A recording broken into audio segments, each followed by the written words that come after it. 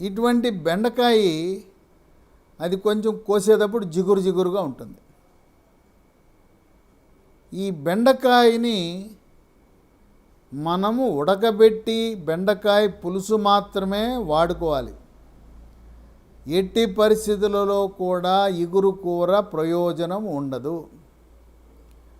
బెండకాయని నూనెలో వేయించినప్పుడు, ఫ్రై చేసినప్పుడు, రోస్ట్ చేసినప్పుడు దాంట్లో ఉండే పోషక విలువలు పూర్తిగా నశించిపోయి ఈ బెండకాయని నూనెలో వేయిస్తే ఒడియాల్లా కరకరలాడుతుంటాయి, ఒడియాల్లా ఉంటాయి.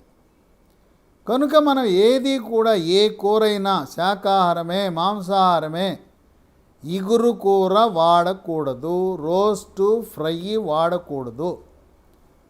ఉడకబెట్టి పులుసు మాత్రమే వాడితే దానిలో ఉండే పోషక విలువలు మనకు లభిస్తాయి. ఎప్పుడైతే నూనెలో వేయించామో ఆ పోషక విలువలన్నీ నశించిపోతాయి. బెండకాయ వల్ల 10 రకాల ఆరోగ్య ప్రయోజనాలు ఉన్నాయి.